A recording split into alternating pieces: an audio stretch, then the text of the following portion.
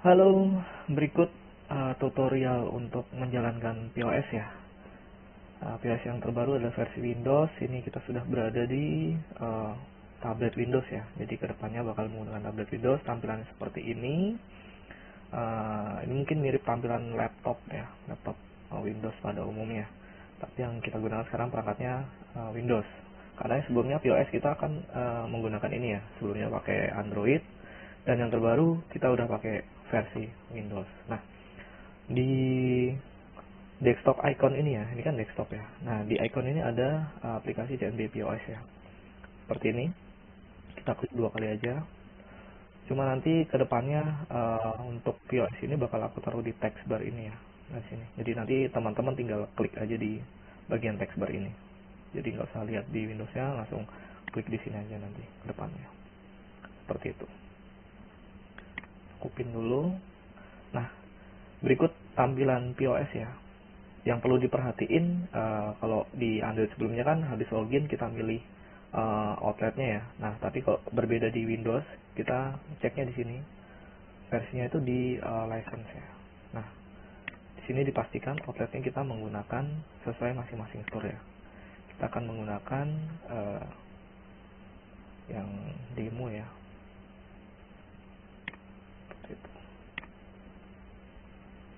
Kita akan menggunakan outlet demo. Oke, nanti kalau di POS-nya teman-teman bisa milih masing-masing store-nya ya, sesuai sama store-nya. Oke, kita akan coba login ya. Loginnya juga sama. Untuk POS ini email dan passwordnya itu sama ya. Masing-masing store maksudnya sama adalah email dan passwordnya sama yang digunakan login di POS yang versi Android seperti itu. Jadi kita coba login aja. Kemudian kita pilih ini ya, login.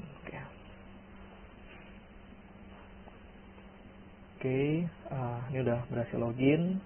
Nanti ada confirm seperti ini ya, pop up seperti ini, kita klik yes aja. Ini kalau yang di Android dia itu yang muter loading di tengah ya. Tapi kalau di versi Windows dia ada progress bar di bagian bawah ini ya. Nah, yang aku tandain ini ada progress bar ini, kita tahu update-nya ini jalan apa enggak. Kira-kira ada yang terbaru apa enggak itu di data masternya ya. Seperti data produk, data promo, atau harga terbaru. Nah, dia update-nya di sini informasinya seperti itu. Oke, kemudian kita klik di hyperpost ini ya. Kemudian untuk memulai penjualan kita harus memulai shift dulu seperti itu. Kita harus start shift-nya dulu ya untuk memulai. Kemudian kita isikan saldo awalnya ya. Saldo awalnya ini kita isikan sesuai yang seperti biasa diinput di POS yang versi Android ya. Seperti itu. Diselesaikan aja, minimal 1, nggak boleh 0 ya, minimal 1. Kemudian kita lanjut open save. Oke.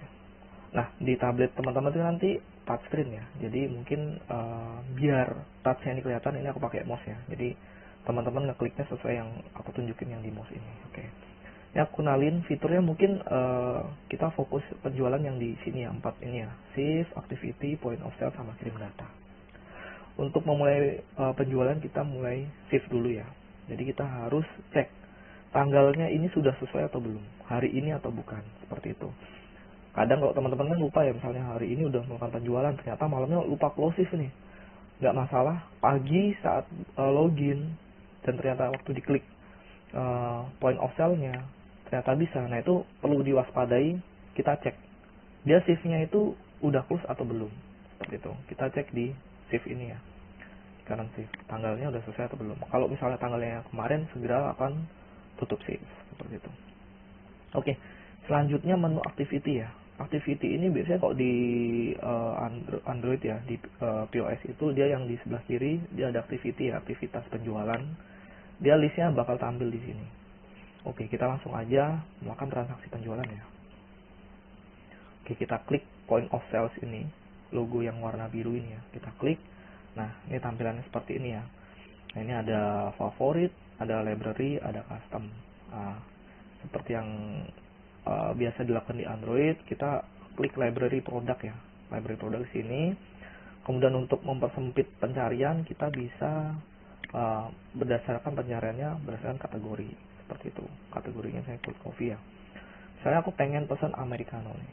Oke, kita americano, kita klik menunya. Nah, ini kita harus milih size variannya ya, itu mau reguler atau full size. Kita pilih salah satu, karena di sini ada maksimalnya satu ya, nggak boleh dua. Oke, kita pilih salah satu. Kemudian sugar levelnya kita harus pilih juga yang sesuaikan, mau normal, oke. Kemudian kita drag bawah lagi untuk es levelnya mau normal atau enggak. Gitu. Oke, kita klik done. Nah, kita juga bisa mengubah kuantitinya di sini ya. Kuantitinya kita klik aja. Kita mau misalnya mau pesan ada 4 cup nih, rame-rame ya. Kita klik plusnya ini aja, kemudian kita klik done. Untuk subtotal dan total ini otomatis ya, akan terotomatis mentotal seperti itu. Kemudian kalau kita misalnya mau tambahkan diskon, nah ini ada di atas sini ya, ada diskon. Misalnya diskon karyawan. Oke. Oh ya, untuk ngeklik memunculkan keyboard di tablet masing-masing, ini kan ada tombol keyboardnya ya, seperti itu. Kita bisa klik di sini, misalnya kita klik ya karyawan 40%. Kemudian di bagian diskon karyawan ini kita pilih aja, kita select double tap. Oke. Nah, nanti di bagian diskon dia bakal otomatis terdiskon sesuai nominal diskonnya ya, diskon karyawan 20%. Dia bakal tampil di sini. Seperti itu. Kemudian sales type itu posisinya di sini ya, dan ini kita bisa pilih mau sales type yang apa nih. Nah, seperti itu. Kita pilih di sini ya salah satunya. Oke, kita kemudian pilih dine-in. Kemudian kalau misalnya itu adalah member atau customer, kita bisa klik customer di sini. Seperti itu. Sini ya, kita bisa klik. Misalnya kita cari nama ya. Namaku deh, aku masukin ya. Oke. Di sini bakal muncul informasi si customer itu ya di sini. Seperti itu. Nah, karyawannya tadi karena sudah dipilih, dia pindah ke bawah sini seperti itu. Dia bakal dinamis ya, bakal turun ke bawah. Oke, kita lanjut pembayarannya. Oke. Nah, di pembayaran kali ini kalau si customer itu ada nomor HP-nya, dia bakal otomatis di sini ya mengirim WhatsApp seperti itu.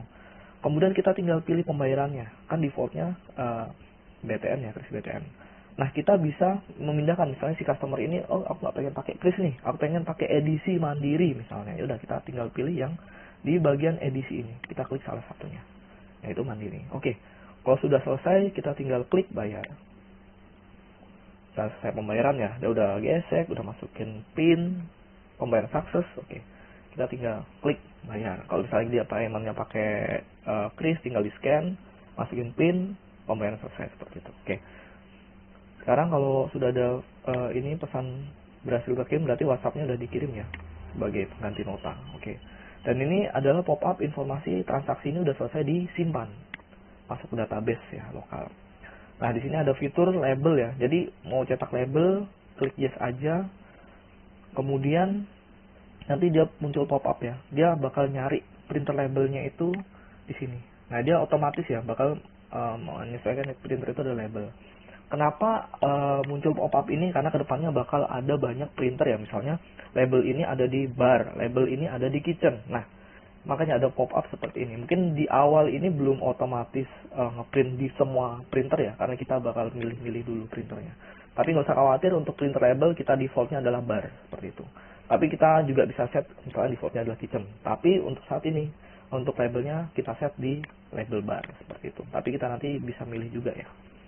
Oke, kita klik OK, dia bakal nyetak label, seperti itu. Habis itu, si customer ini, kan tadi struknya udah dikirim ya, via WhatsApp.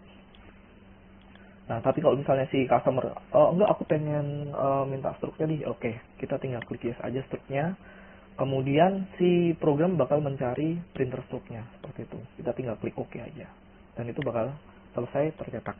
Kemudian ada pop-up ini ya, kirim data penjualan sekarang. Ini maksudnya kenapa nih kok ada pengirim data penjualan, bukannya tadi sukses ya? Oke, sukses yang pertama tadi adalah menyimpan data ke internal memori tablet ini, Windows. Kemudian kirim data penjualan sekarangnya adalah mengirim data penjualan dari tablet Windows ke back office seperti itu. Tapi kalau misalnya case-nya penjualannya ini ramai, kita klik no aja. Tapi kalau misalnya penjualannya ini misalnya so-so gitu ya, nggak begitu ramai, kita bisa klik kirim data. Jadi nanti kita bisa pastikan penjualan ini bakal terkirim ke back office setelah loading ini selesai ya. Seperti itu. Tapi kalau misalnya memang penjualannya ini rame banget, kita klik no aja, nanti kita kirim data belakangan, nggak masalah. Seperti itu. Yang penting penjualannya diselesaikan dulu. Oke, ini ada status ya, pengiriman data sukses. Kita klik tutup aja. Oke, gimana nih kita mengetahui data itu udah masuk back office atau belum? Oke, kita salah satunya di activity ini ya. Kita klik refresh dulu, logonya hijau ini. Nah, ini harusnya logo ini warnanya hijau ya, karena kita ini dalam mode select. Jadi dia masih warnanya putih seperti ini. Oke, coba kita tambah satu lagi transaksi penjualan ya. Oke. Contohnya coba kita masuk ke library ya, library yang di sini. Kemudian coba kita masuk ke hot coffee deh. Kita pengen yang di 5 hot ya. Oke. Nanti muncul pop-up seperti ini, di 5 hotnya pengen yang full size atau reguler, kita pilih yang reguler saja. Seperti biasa yang normal. Ini aku contohin untuk transaksi yang non member ya. Kalau yang member kan tadi udah aku contohin. Oke, langsung kita charge aja. Dan misalnya si customer ini nggak terdaftar member tapi pengen dikirim WhatsApp, dicentang aja send WhatsApp-nya, nanti bakal aktif ya untuk teksnya ini. Kemudian kita klik keyboardnya, kita isikan namanya siapa ya, misalnya Eko, nomornya kita sesuaikan, misalnya ini nomorku, aku input seperti ini. Oke, kemudian langsung misalnya klik BTN saya defaultnya, langsung kita klik bayar aja seperti itu. Jadi nanti kita bakal pastikan ya, ini pesan berhasil ini adalah berhasil terkirimnya, maksudnya terkirim ke memori internal tablet. Oke, sukses yes. Kemudian kita klik cetak label, kita yes juga. Kemudian kita pilih OK ya. Habis itu kita lanjut struknya, misalnya nggak perlu ya udah kita klik no aja. Kirim data penjualan sekarang, misalnya lagi rame banget nih, kita klik no aja seperti itu. Oke, nanti kita bakal pastiin ya di activity, kita klik refresh lagi. Ini ada 2 data transaksi ya. Yang pertama, yang nomor 1 ini dia warnanya kan hijau ya. Yang kedua warnanya putih karena kita belum kirim data. Nah, jadi ini yang membedakan data ini terkirim atau belum, itu warnanya hijau. Seperti ini yang transaksi nomor 111 ini ya, ini udah terkirim. Oke, selanjutnya gimana nih ngirim yang transaksi kedua nih biar masuk ke back office? Oke, kita cek lagi ya. Kita cek dulu di back office. Kita klik refresh dulu. Nah, ini kan yang transaksi yang satu tadi ya. Ini sudah masuk ya. Oke, masih ada 1 transaksi yang nyangkut nih, belum terkirim. Bagaimana caranya untuk ngirim ke back office dari POS-nya? Oke, kita kembali ke POS-nya. Kemudian kita klik kirim data ya. Yang ada logo panah ke atas ini. Kita klik aja. Nah, ini dia bakal ngecek. Ada penjualan berapa yang belum terkirim, dia bakal ngecek, dia bakal ngirim ke back office. Nah, statusnya kalau udah terkirim, dia bakal ada informasi seperti ini ya, pengiriman data sukses. Oke. Kemudian kita lanjut tutup. Kemudian kita coba cek back office lagi ya. Kita klik refresh, dia bakal ada 2 transaksi. Seperti itu. Jadi, kedua datanya udah masuk ya, teman-teman. Yang pertama ini tadi ada 4 cup americano, yang kedua ada 1 cup ya di 5 hot. Sudah sesuai ya, seperti itu. Oke, kita lanjut ke POS-nya.